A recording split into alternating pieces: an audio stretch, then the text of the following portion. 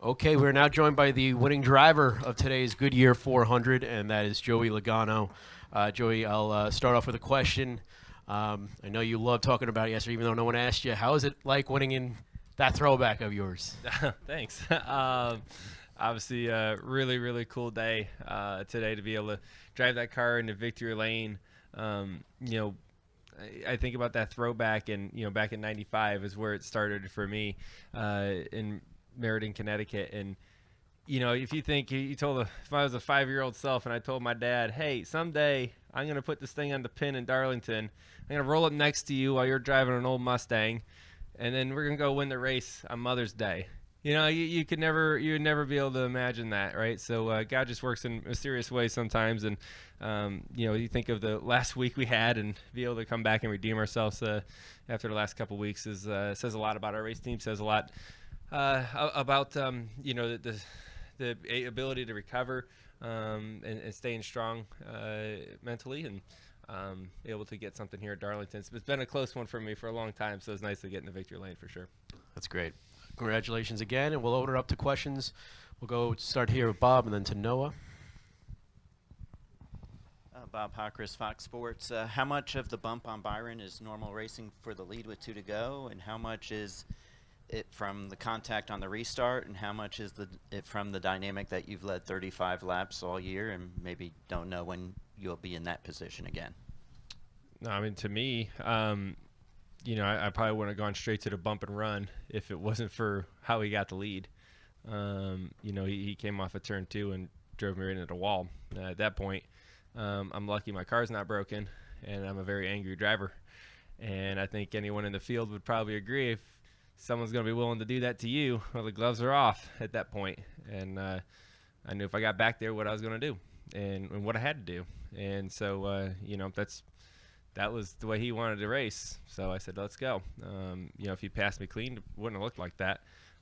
But that was a situation that was there in front of me. And fortunately, I was able to get back there. And he obviously knew it was coming. He checked up into the corner pretty early.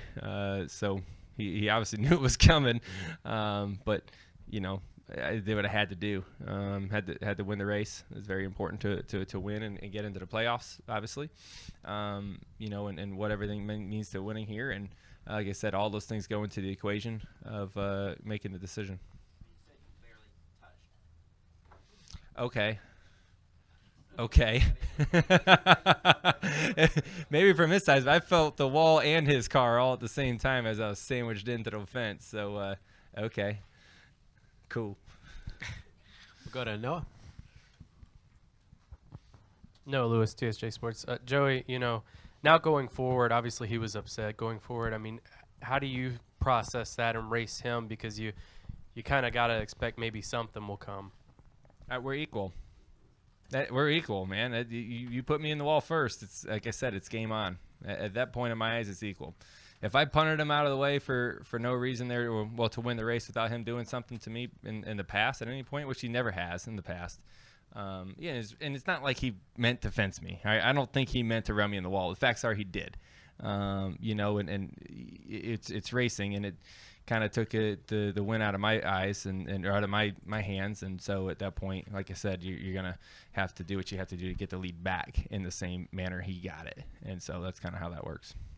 And then yesterday you were in here and kind of talked about how you guys were off and slow and things like that. And then you turn around and today you guys are fast.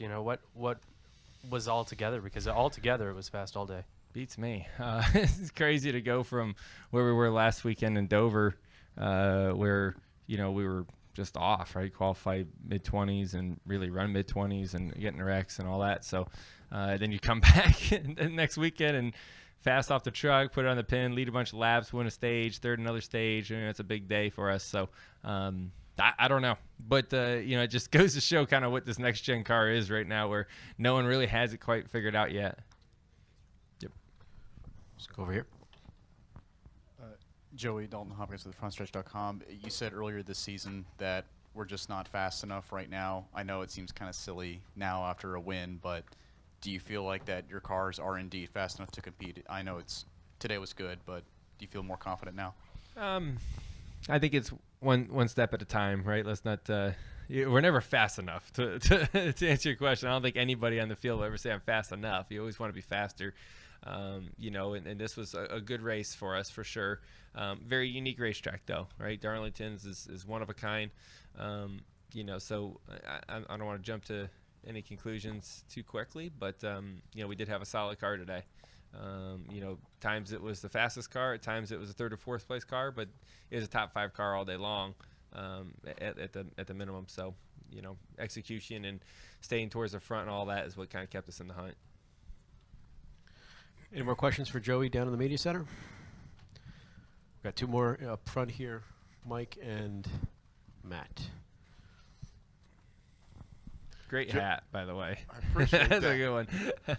I debated between this one and a Somerville Speedway hat, but I got to represent Myrtle Beach. You mentioned how being up front and maintaining that track position was so important. Obviously, you have that first pit stall, and that played out in your advantage 2 or 3 times during the race. When you come into a weekend with this new car and knowing how important track position is trying to get the pole extra important because of that? Yeah, it turns out I think so. We were able to use that first pit stall a few times, like you said, where we came out. The camera is right there in front of the first pit stall here, so it's quite the advantage to have it. And as many pit stops as you're going to have here, it's a pretty big deal, right? So that was it was a key piece to our victory for sure. Matt Weaver, Racing America. It's kind of a similar question to the other questions about kind of the topsy-turvy season you guys have had. Is it too early to even entertain the idea that this is kind of a must-win, because you don't know if there could be 17 winners? We're on a pace to get there, but someone could break away, but it's a spec car. Is it a must-win?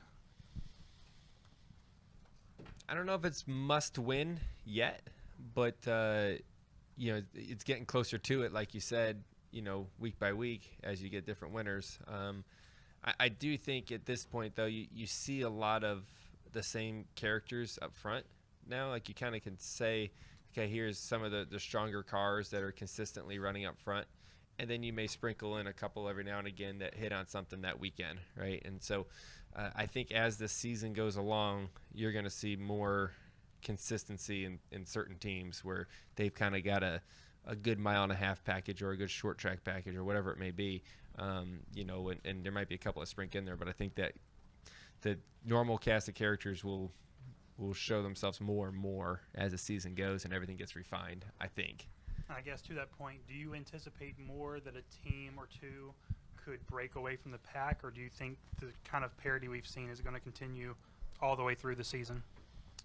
I think there's a couple teams right now that have an advantage at the moment. Now, how long that lasts and how quickly things change in our sport, it's hard to say how long that lasts. But there's definitely 2 teams probably that stand out in my mind that are stronger than the rest right now. Trackhouse and Probably Hendrick, yeah. Jeff, and then we'll go up to Dustin, and then Bob. Jeff Hood of Racing today. Joey, with about 10 to go, it looked like you were too far back, but then you came and was he falling off, or had you saved something to run him down? No, I was grinding it out the last 20 laps. I just went hard, and my car was pretty tight, but you had an angry race car driver in there. And there's something to be said for an angry race car driver. I'm telling you, there's a little bit more speed in the tank when you tick me off a little bit, and you're able to go a little bit faster. And the last 5 or 6 laps, I could see him getting pretty tight and struggling through 3 and 4 in particular, but also a little bit in 1 and 2. And I thought I'm going to have a shot at this thing, and it's going to be close on the amount of laps and how quick I can catch him. Move up here to Dustin.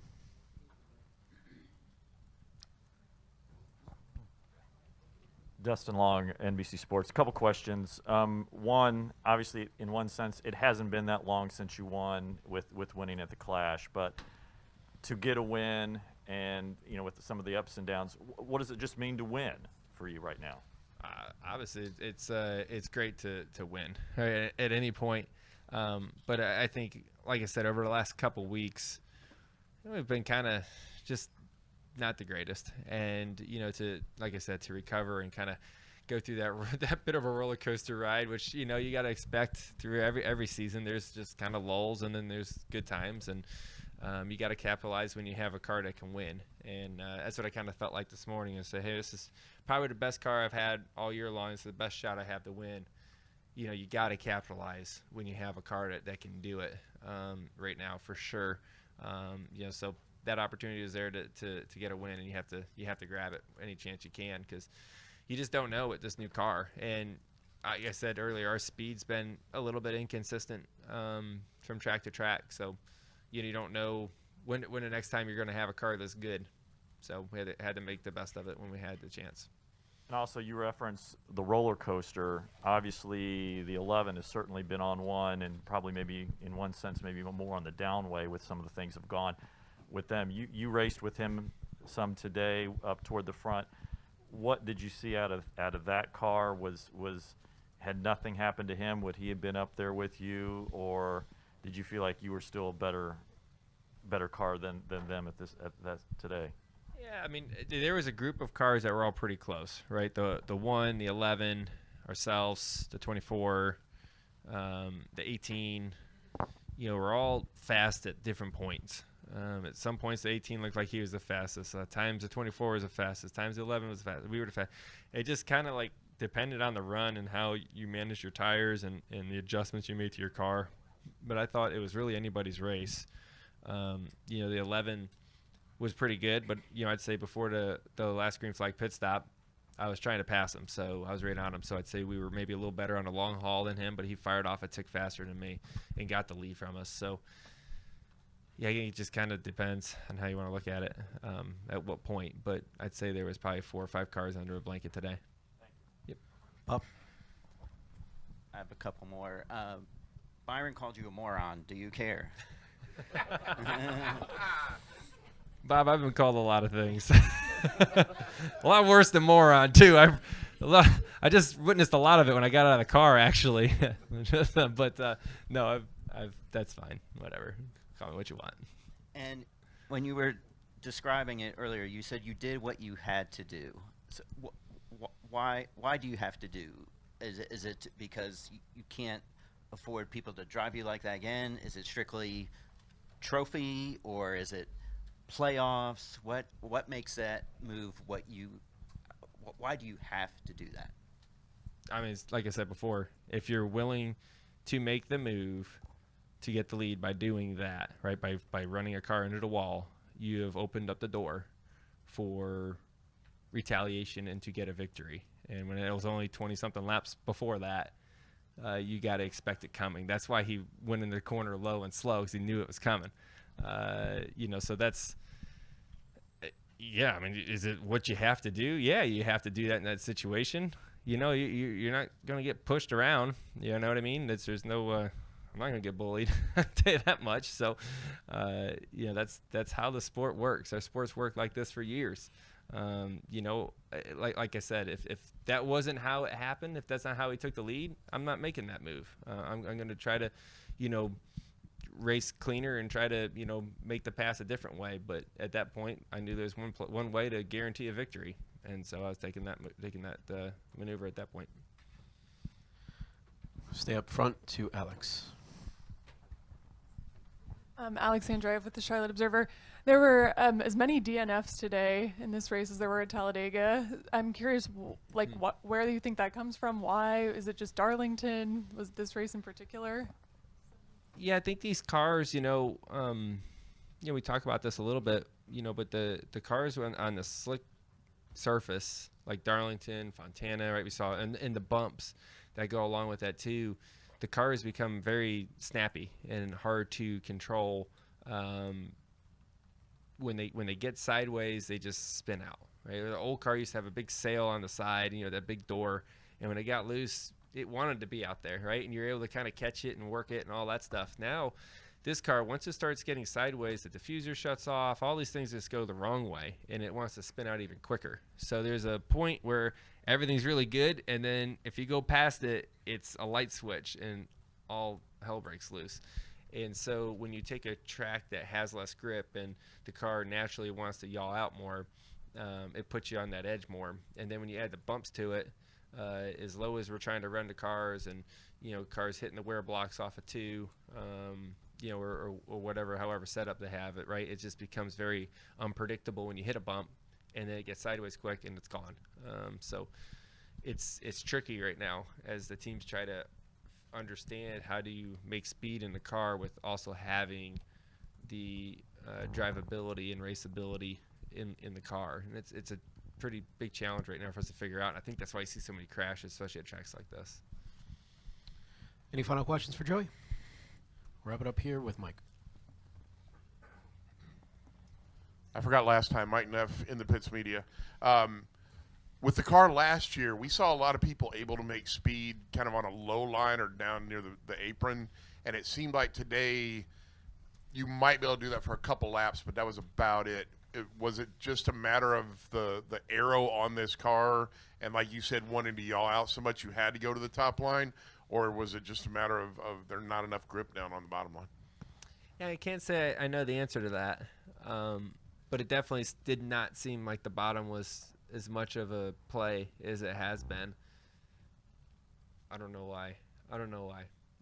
It seemed like as the track cooled off and the sun was going down, the pull down lane started working where you can enter up in the by the wall, and then at the center 2/3 you can kind of crank it down a little bit and straighten out your exit and make a run that way. It seemed like that came in as the sun went down, but it still wasn't like you can just wrap the bottom like you've seen Kevin do here for years, or or other cars, right, that can do that.